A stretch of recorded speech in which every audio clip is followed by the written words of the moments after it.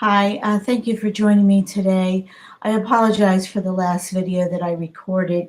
I had some sound issues, so I'm going to retake it.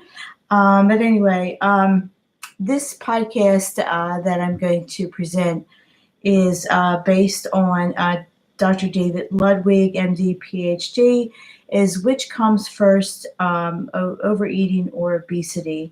He's a professor from Harvard, a nutritionist from Harvard Public Health, and this is based out of 2016 information, and it's the Epigenic Foundation. There's a lot of different information around obesity and what causes obesity. There's a lot of different science behind obesity, but really a lot has been formulated into real life human subjects because basically a lot of it is based on animal model or behavioral studies. So we really can't rely on some of this research that we come up with in academic journals that is 100% accurate. There's a lot of ego behind there. There's a lot of industry biases. There is what do you call that? Research financial gains behind it, and there's personal gains also behind it. So really, we don't know the truth. We don't know the truth, which comes first, overeating or obesity, and what really causes obesity, whether it's genetics, whether it's behavioral, whether it's a metabolic process, whether it's the foods we eat, whether it's a thermodynamics, the fat you wear, the fat you burn, some of the dogma that is associated behind some vegans. And it's high fat, it's low fat, it's Mediterranean diet, it's low carb, it's high fat. There's so much information that it just boggles your mind. But I think that we need to just obey your doctor and what they tell you, because that's the person who gave you the surgery.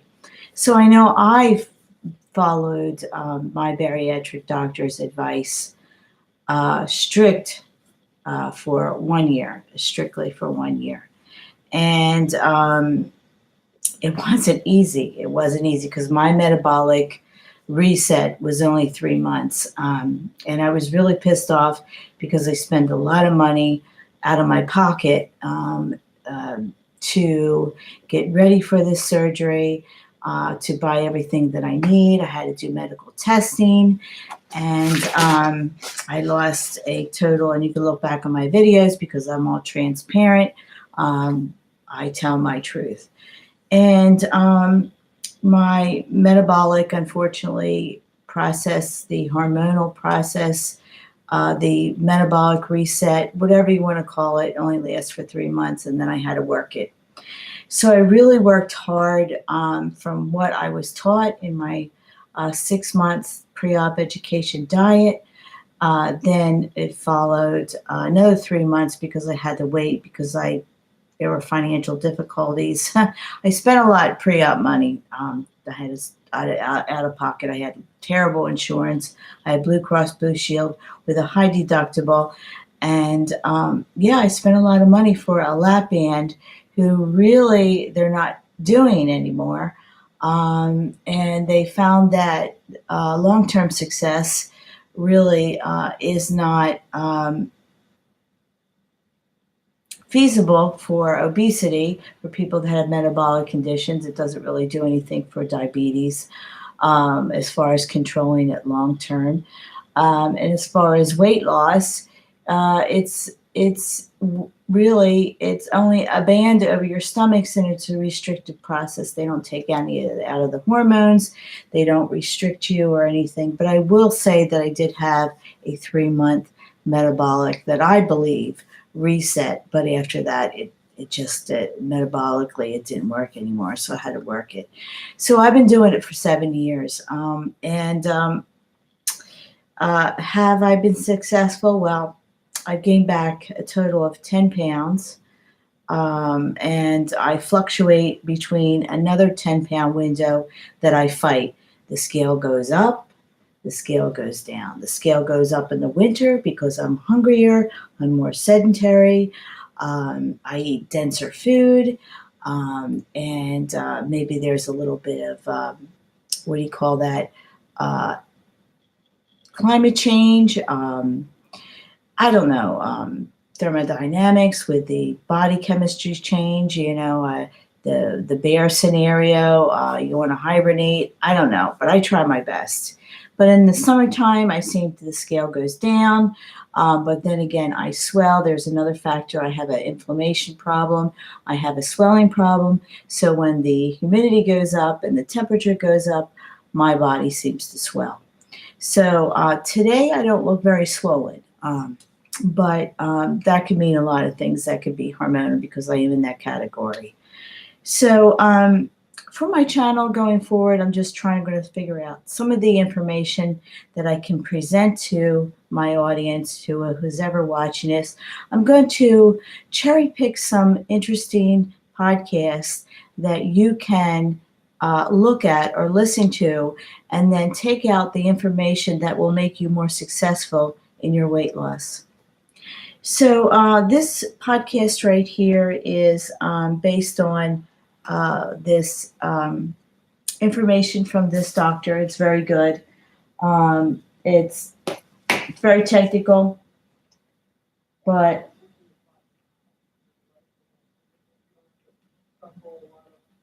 reactions and burn off energy that way. And so for this reason, it seems so intuitive. You don't want fat on your body, don't put fat into your body. The first food diet pyramid puts fat at the top. So it goes over the food pyramid. Carbohydrates, the 6 to 11 servings a day. It goes over the old dogma. Didn't work out so well. This slide shows that you tell something to Americans long enough and hard enough, we eventually listen. And so fat intake, under the exhortation of the government, and then the food industry joined in with all of these, low-fat, high-processed carbs. Talks about what happened to the population when they decreased the fat and they told you to eat more carbs. Now, we know in the weight loss community, carbs are not a good thing for us. But it suggests that somehow this focus on reducing dietary fat might have missed the vote somehow. And the long-term... I know when I went through my pre-op diet, I was 6 months, but I was really 9 months. I was so hungry. I was so angry. And I was exercising. They told me, well, try to exercise between a half hour a day and eat below a 1,200 calorie diet, 60 grams of protein, try to keep your carbs low, no breads, try to keep your sugars under 10 grams per item. And I followed that like a religion, right? Lean meats, 60 grams of proteins, 60 ounces of water. I try to do an hour a day of exercising, 60 minutes, maybe 30 minutes in the morning.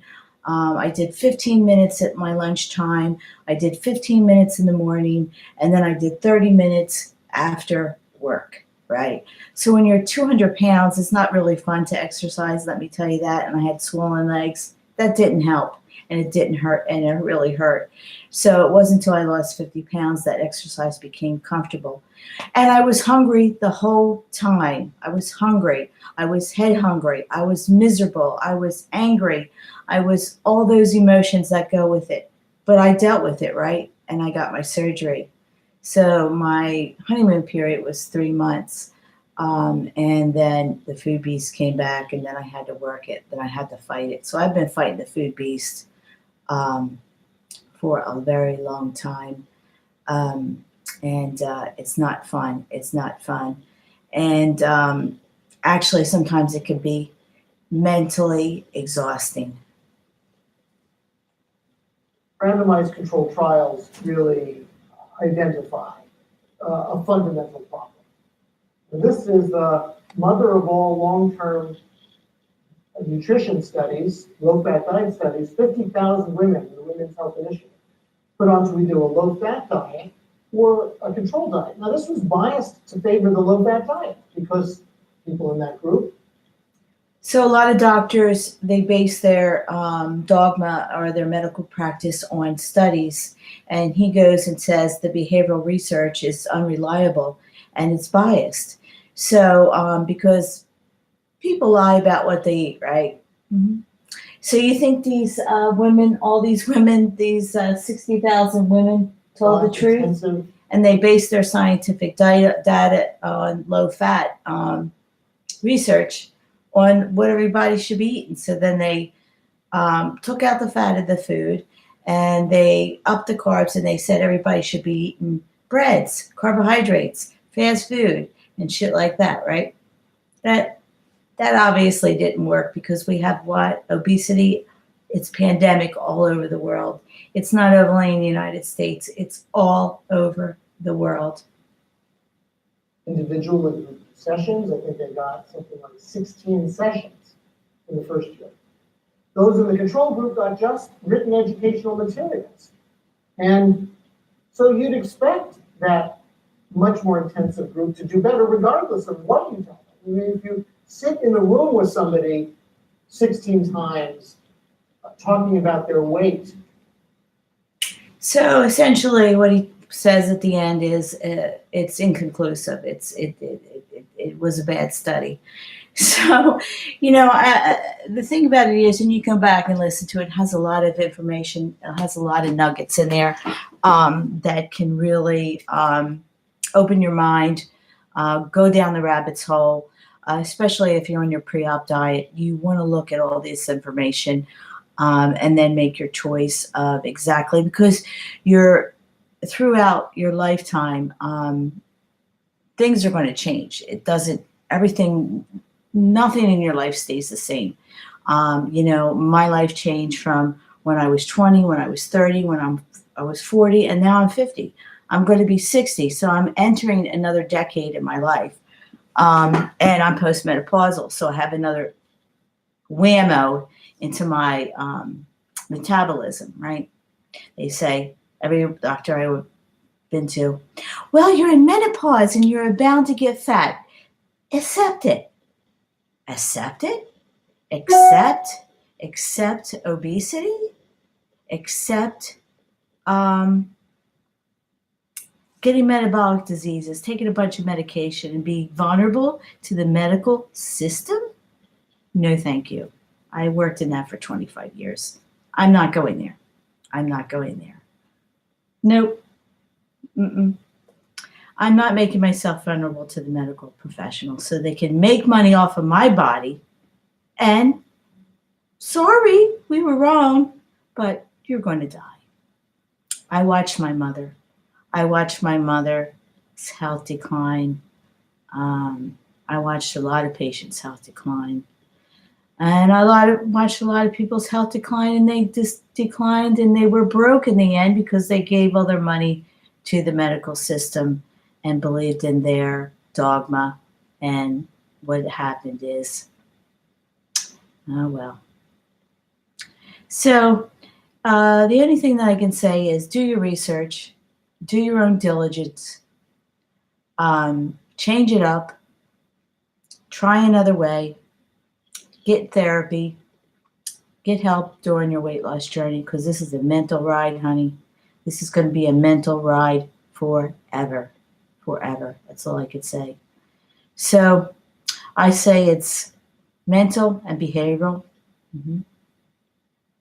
And your social people that you hang around with will have a lot to do with long-term successful weight loss. Whether or not they sabotage you, whether or not they influence you consciously or subconsciously. So there's a lot of psychological things that go into weight loss. So anyway, I thank you for your time and see you next time.